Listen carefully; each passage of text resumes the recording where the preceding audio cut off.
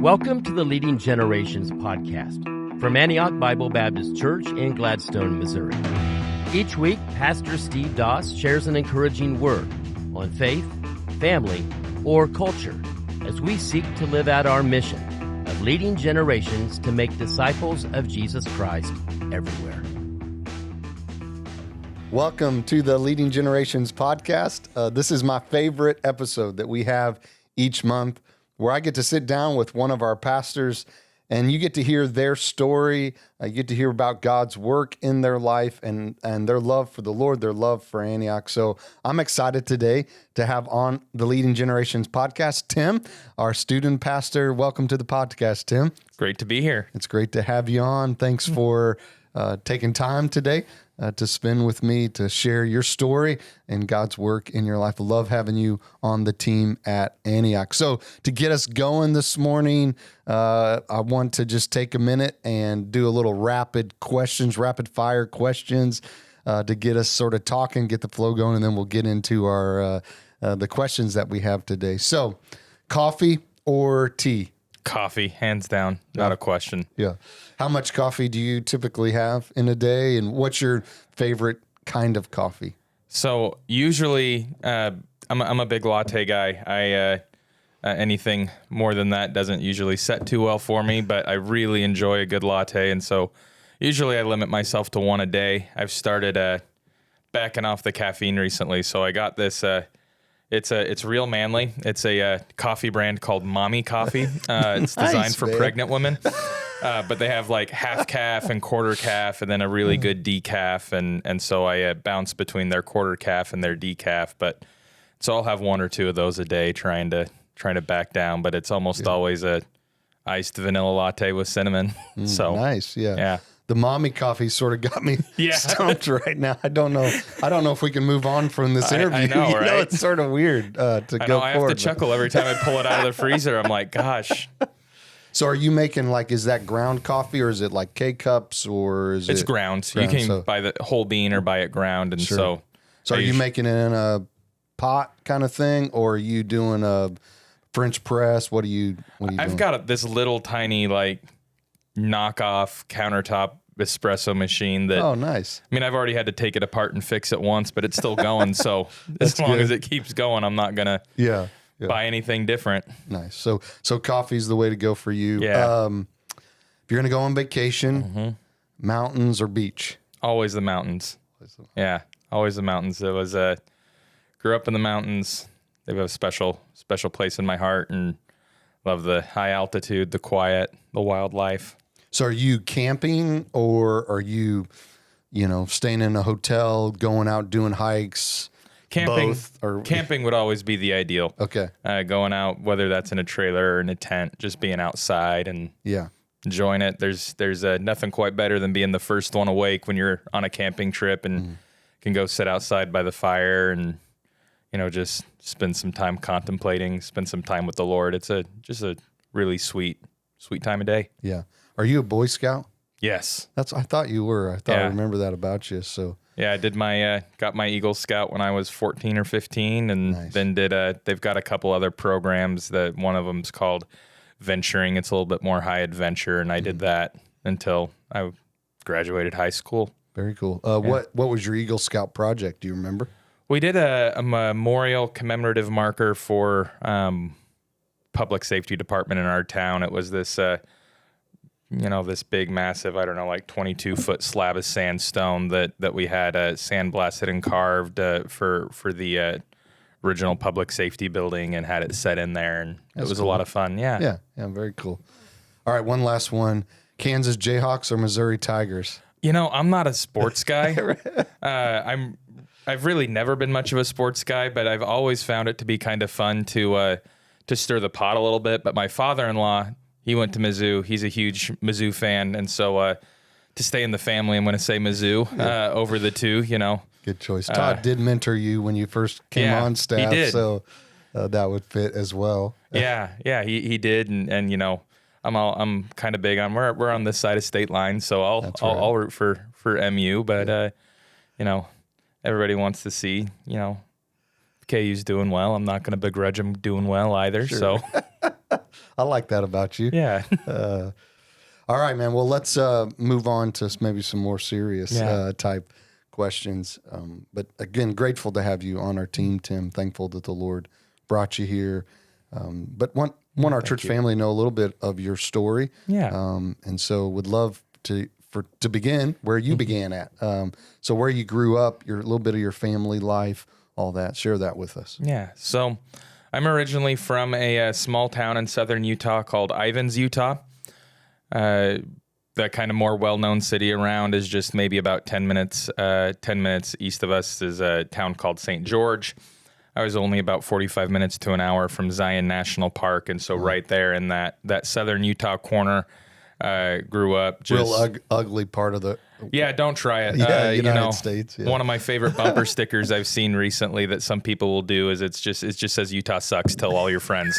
That's funny. So really beautiful part of the country. And then just with that being a small town, lots of freedom. Like I think of the thing, like I just would go wander out in the middle of the desert, growing up and go and take walks and do whatever. And that was never anything anybody was worried about. And so I grew up there. It was really beautiful. But, like most people figure, you grow up in Utah, grew up in the Mormon church, which was kind of a little bit of an interesting story for our family just to begin with, is because on my mom's side, I've got, I don't know how many great grandparents that like converted to Mormonism in England and like drug a handcart across the plains and helped settle Salt Lake. And then on my dad's side, it was kind of a whole lot of nothing. My parents met when my dad was in the Air Force in Southern California, but my grandparents, my mom's parents, they were never terribly active in the Mormon church. And so like when I was born, my parents were really trying to figure out, what do we do? At this point they had moved to Southern Utah and trying to think like I think a lot of people do when they've had any kind of nominal religious background, is the kids come and they're like, oh, well, we got to kind of find a church. Well, in Utah, you throw a stone and you're going to hit a Mormon church. And so a couple of Mormon missionaries actually knocked on my parents' door, and that got the ball rolling for them. And so I never knew anything different growing up. It was always my grandparents were active, my parents were active in the Mormon church. And so that was had when its you own... say they're active, what does that mean? So active and inactive was kind of, I guess, a lot of maybe in speech for like if you're attending like you're supposed to attend and sort of doing the things that you're supposed to do, you'd be more of like a quote unquote active member of the church versus, which is what going to church on. Yeah. Going to church on Sundays. It was a 3-hour block. And so church every single Sunday was 3 hours. And then it would be like a one main meeting with everybody all together that they would call sacrament meeting, essentially the Mormon version of communion. And then there would be on a different day than Sunday? No, on Sunday. Okay. And so this would all be Sunday. And so that would be kind of the first hour that you'd go to would be that meeting. Okay. Then there would be like a passing period. And then you would have like a Sunday school block that everybody would go to. And then there would be like yet a third block after that where men and women would be split and go to kind of smaller groups designed for men and women. And so you'd be doing that. I having a little bit of a different perspective now being in student ministry, like we largely take May off and, we take some time off at Christmas, and realizing how much of a relief that is for our volunteers. It's like, I never remember us really, I think would take the week of Christmas off, and that would be about it. And then on top of that, we're going on a Boy Scout camp out every single month. And so it's every Sunday, every Wednesday night, one weekend a month, we're going camping. And it's always the same volunteers. And so it was, remember a lot of those men really fondly. And, they definitely gave up a lot to spend some time with us growing up. And so that was, my parents were, doing their best. And I wound up with, I have 2 biological siblings. I'm the oldest, and then I have a younger brother who's about 2.5 years younger than me, and I have a little sister who's about 7 years younger than me. And my grandparents were really involved growing up. They always lived within walking distance of us. And my grandfather was a big outdoorsman. He was a big woodworker, and he's kind of the one that taught me to love those things. So I really enjoy fishing, got a ton of fishing stuff, but I don't think I have hardly any fishing stuff that didn't come from him. Oh, that's special. Yeah. And so just really got to develop a love for the outdoors, being outdoors, working with my hands. And so all in all, I'd say that growing up was, really fun memories. But I also struggled quite a bit growing up with a lot of, I can't remember when it started, but I think definitely sometime around, I'd say probably, 11, 12 years old, somewhere in there. Really started struggling with my identity and who I am and trying to figure all that out, which I think is a pretty common thing for most teenagers to really start wrestling with, was this idea of who I am. But for whatever reason, with growing up, Mormonism's also very legalistic, and so it was very performative. It's all about, like we talk about being an active member, right? And it's a list of all these things that we're doing. And it's more the list of things we're doing that other people can see. And I say all that to say, like yes, it's very performative, and people are struggling and they're not showing their struggles. But I think that for the most part, people are trying to be genuine, if that makes sense. Like, I want to be charitable there. Like, I think they're trying to be genuine, but that's the kind of the race that's been set before them in some ways, is that's, how they've been raised. And so I never really asked for help, and I would just kind of doubled down, trying to do all the right things. Like, I remember going to my first adult Mormon doctrine class, like when I was 12 with my grandfather. And then just took all the high school classes. By the time I had graduated high school, I had taken all the high school and college level, like, Mormon religion classes. I was really just trying to do as much as I could. Didn't you go to BYU too? I did wind up going to BYU for a year, because I thought that what I wanted to do, which is kind of ironic now, is I wanted to do the Mormons don't really have a paid clergy, but they have this. They have a small subset of employees that are paid, and so that was the door that I wanted to get into. But what was happening on the inside is, because I was where I was right in that generation where we didn't really have a whole lot of technology growing up. Like, we were going outside playing with Nerf guns, throwing dirt clods at each other. One of my most vivid memories is I got in so much trouble one time when we were little, is because we're out there on this mound just hucking dirt clods at each other. And I don't think that I knew that there was a rock in it, but I remember picking up this one and just got one of those perfect shots, nailed my little brother right in the face, wound up having a rock in it, hit him in the eye. It was this whole thing. He was fine. Mom was not terribly happy with those choices. Sure. And so then, we, right as I'm coming into kind of the mid to late middle school, is, we get our first iPod Touch, like our first thing that, had any sort of internet access to it on our own. And so with that came, a lot of freedom. My parents, I think there were a lot of parents kind of that generation, as I talk to people my age, there's they just didn't know what was going to be out there, what was going to be on technology. And so as I'm really wrestling with my identity, trying to figure out who I am, well, then you combine that with unfiltered internet access, and just curiosity killed the cat. Really struggled with some lust and some pornography issues for a lot of my teen years that because of the performative nature of Mormonism, I never felt like I could ask for help with. And so then it started this really vicious cycle of really feeling guilty and living in like a checks and balances type mindset, where I remember there being times where, I'm doing my prayers at night, and, the thought that's crossing my mind is why are we even living? If it's just a set of zeros and ones, why not just take us out before our list of zeros gets longer than our list of wins? And so I just kept leaning into that. Well, if I try harder, if I work harder, if I be good enough, somehow that, this problem is going to resolve itself. And unfortunately it didn't. And I remember, I went to go do my 2-year Mormon mission and was doing all that.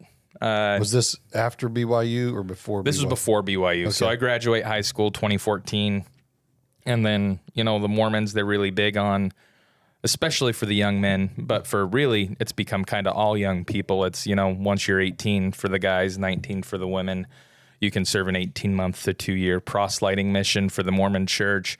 And that's not something the Mormon church pays for. Like, you pay to do that. And so they have this, in some ways, I think it's somewhat enviable that they have this, 88,000 at roughly at any given time of their 18, 19, and 20-year-olds are paying to serve a full-time proselyting mission. It's just considered this rite of passage. It's what you do. And so it's something that, from the time that you can talk, you're hearing this, like, where are you going to go? Where do you hope God calls you on your mission, kind of a thing. And so I was all excited to go. I was going to go to Peru. And so I went down, spent about 6 weeks in Lima at the Mormon Missionary Training Center there. And the food did not agree with me. Being out of the country did not agree with me. I was kind of a sickly kid. And I wound up being constantly in the doctor's office. Remember spending one time in a Peruvian hospital, which would never recommend, if you have your choice. They're not used to kind of tall North Americans. I remember my feet hanging off the end of the bed like it was a pediatric bed. Yeah. It was not a fun time. Yeah. And so eventually, after close to the 8-week mark, I just got sent home and what they call medically released because my body just wasn't enjoying being out of the country. And so that was kind of a hard mental blow, but I got pumped. I'm going to go start at BYU and I'm going to just keep moving forward. I started at BYU in January of 2015.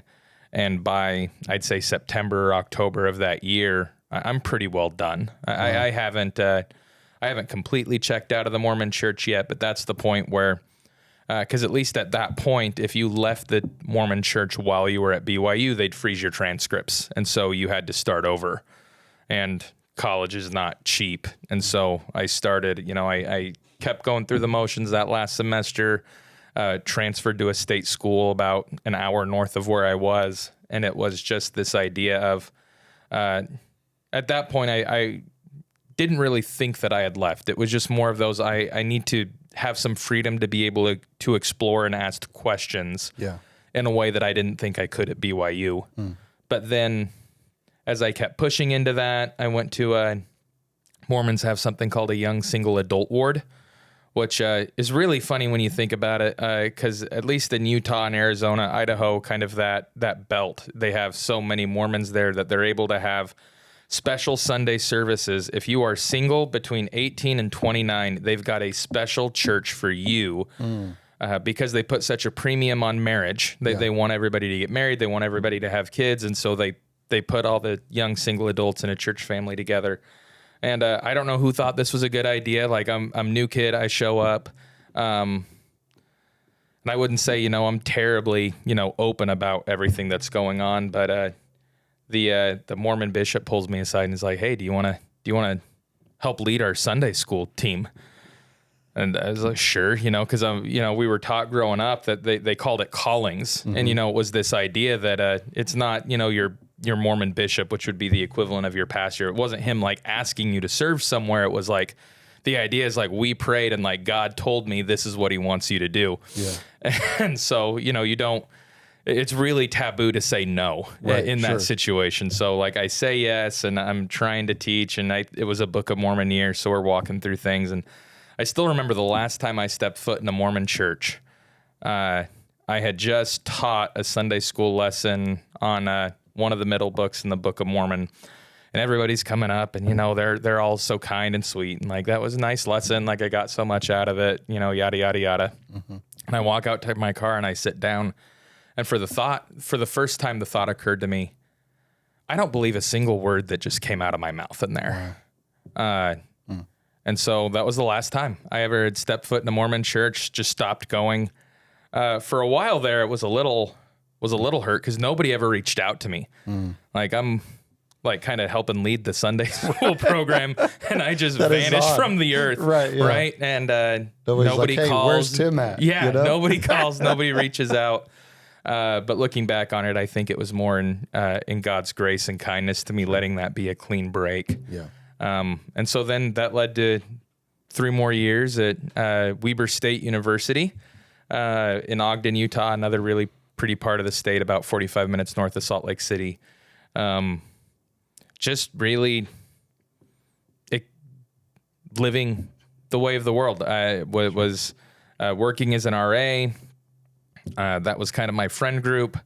Only one of them was a believer. Not to jump the gun, it was Sydney. Sydney was my wife Sydney was the only one of my coworkers that was a believer at the time. And so it just led to, living life with them and, bar hopping on the weekends and just kind of, living that life. And I say, went crazy for about as crazy as you can still go in northern Utah. Yeah. At least at the time, going crazy at the state school I was at was still really tame compared to, some other places in the country, which again is, I think, part of God's kindness to me and that I had some wandering years and definitely have some, heartaches and regrets from those years, but I think he largely kept me from making more egregious mistakes that I probably would have made in that season, if that makes sense. Yeah, isn't it amazing to look back on your life and to see those before Christ moments where it's like, even in that, God was being gracious to not allow you to go farther down a path or, right, like those kinds of things where it's like, again, you wouldn't have said that in the moment, right? Yeah, but looking back, seeing God's grace, it is really neat to hear that God was even protecting you in those moments. Yeah, so absolutely. So you're at Weber State now. You're let's go to the end of Weber State. You graduate. What comes after that, and then let's get to when you come to Christ, right? Yeah. So at this moment, you've left the Mormon Church. You're exploring that.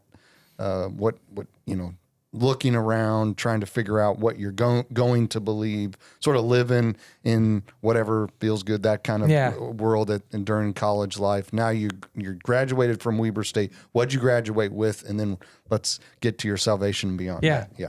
So I graduated with my degree in criminal justice and political science.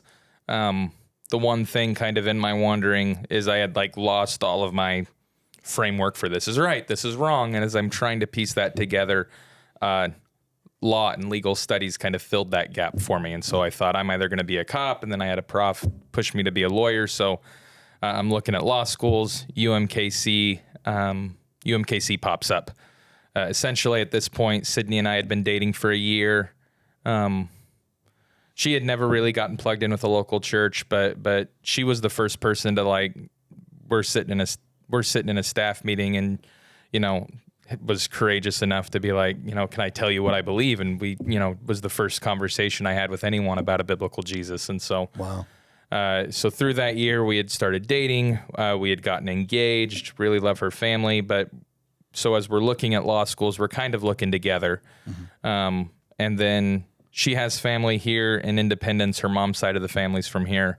On my dad's side, I've got some family south of St. Louis. And then just cost of living wise, it was going to be the cheapest option was for us to go to UMKC. And we never intended on staying. We always had intended on going back to Utah. And so that's what brought us out here to Kansas City. And we came out here in May of 2018. And then, and that was probably the hardest summer of my life. And so Sydney and I... so as you mentioned, Sydney is the first one that shared a biblical Jesus with you. So at that moment, is there any other, are you in the Word anyway, or in any way? Are you in the Word are you exploring that? Or is it more, have you gone this philosopher way, not getting in the Word or thinking more about the biblical Jesus? Which way to go, Sydney, on sharing your faith with Tim? That was awesome. And so really what it came down to is no. The short answer is no. Sure. I'm not in the Word at all. I came home once or twice and, Sydney's in tears because she's worried that I'm going to burn in hell. And so I'm like, okay, I'm in that moment of okay, whatever's going on here needs to stop. I'll agree to go to whatever church and, to pacify that until I can, have a good excuse to not. Yeah. And so that had been kind of the rhythm that we were in. I'd go to her family's church whenever we were visiting, but that was definitely more of a obligatory, hey, they have a guest room for me. I'm staying in their house. I'm eating their food. The family goes to church on Sunday. Like, I'm going to go to church with the family kind of a thing. Yeah. But no, there was no real search. And I'm just kind of in with this very worldly crowd, whatever feels right, whatever sounds right, explore everything kind of mentality. And so a lot of the sin in my heart, I had really kept a cork on when I'm in the Mormon church because it's so performative. I'm kind of opening that in college, kind of starting to explore and figure things out. Well, now I can't get the cork back on the bottle, right? Mm-hmm. Like, for the first time, I'm starting to feel like I'm not in the driver's seat anymore. I'm starting to be in the passenger seat, and that's really terrifying to me. And I know that I get to the point where I know if we keep going the way that we're going, like, I'm going to lose Sydney. My family relationships are going to get really strained, if not broken. And so I decide, I need some help. And so I go ahead and I do a little bit of digging, and I try to find a good therapist, right? And so I go in, I make an appointment with this therapist, and she seems really nice, pouring my heart out and about all these things I'm struggling with. But I've made it clear that I'm like, hey, like, people want to live that way, especially that time. Like, I'm not begrudging how they want to live, but I don't want to live that way. And like, I'm looking for help, trying to not live that way. And the second session, I remember that counselor tells me, she's like, well, your problem isn't these things that you don't want to do. It's that you feel guilty about them. And so like, her advice is like, if you want to be happy, you just need to like get over your guilt and like do it. And I'm like, well, that is really horrible advice. Like, knowing that it's going to come with a really steep cost to just give myself over to that. And so I remember driving up I-35, and I am just like, I'm probably sobbing. Probably shouldn't be driving. I'm, for the first time, I'd say in years, I'm really truly praying, and I kind of say that with a little bit of air quotes because honestly, it was more me like cursing God out, using every 4-letter word I can think of, like why is this the hand that you've dealt me? Like, if you're even real, if you're even there, like there was a lot of anger that just was pouring out of my heart. Sure. And then I just remember this distinct impression on my heart and my mind, and it was what the world has to offer you. Are you ready to give me a try? Like, and that was just, it was like a light bulb moment. Give the good Baptist qualifier. I didn't hear an audible voice, sure. But just that clear impression. And so I get back to our apartment. By that time, Sydney had come up, and she had known that I wasn't in a good place. And later she admitted that she was starting to get pretty worried, but she wasn't, ready to jump out yet. Yeah. Well, because we had co-signed a lease together too. And so like there was, it was one of those moments kind of, I think, a little bit like, oh no, like, how's this going to turn out for her? And so I remember that day we get back, and I just dump everything on her. And she had known most, if not all of it here and there, but just dump all of it together, what had happened in the car. And at that point, I'm like just scrambling for answers. And so I remember we actually went to the Mormon temple grounds off on Shoal Creek that day, which she's like, in her mind, one wasn't better than the other, right? Mm-hmm. But that was for me, that was my first instinct of where to go back to. Right. And in God's grace, we're sitting there on one of the benches, and we're just watching people kind of come in and out, and we're talking, and it just had this clear, like, this isn't home feeling, like, this isn't where I'm supposed to be. Like, it was undeniably clear for me in my heart that this wasn't it. Like whatever it was, this wasn't it. Wasn't there.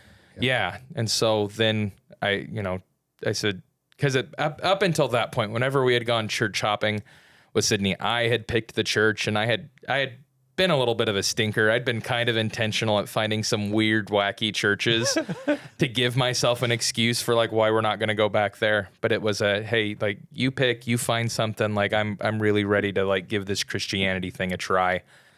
And then we're driving by. We're living in the apartments right off of 72nd Street, those Gladstone Meadows right across from Hy-Vee. And so we drive 72nd all the time.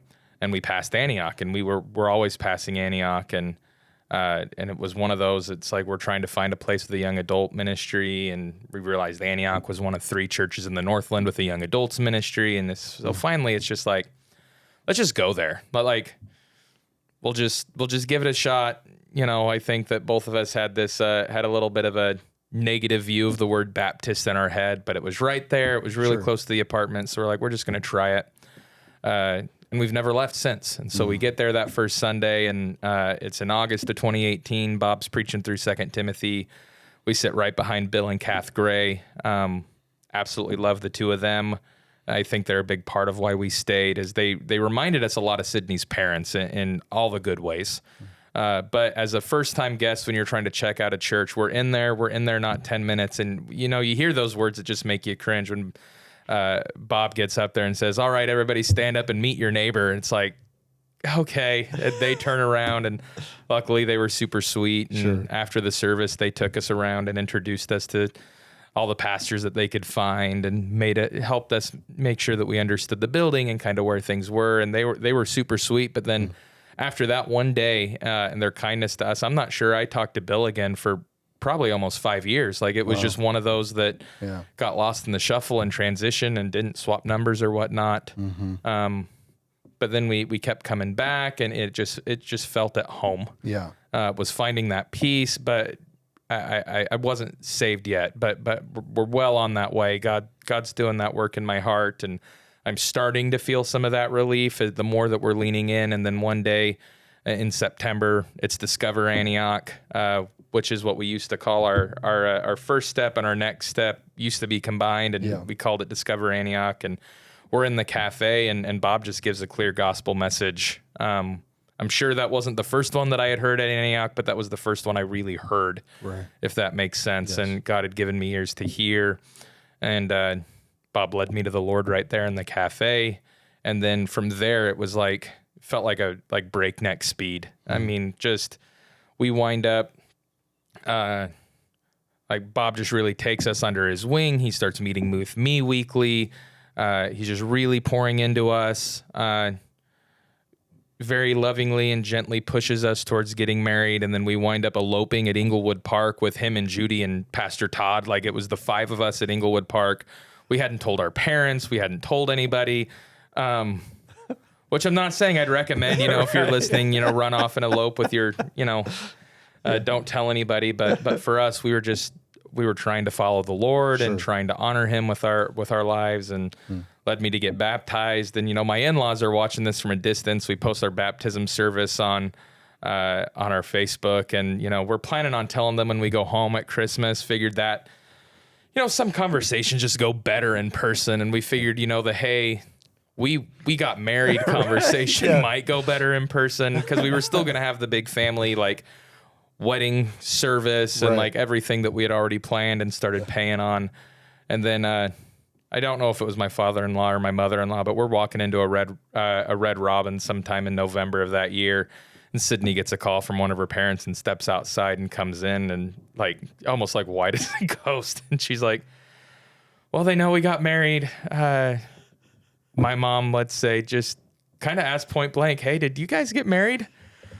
And they were, and again, one of those God's kindness moments, they were just stoked for us. They were just so happy that we were back, that we were in church, that she was back in church, that I had come to Christ, that we were trying to follow the Lord.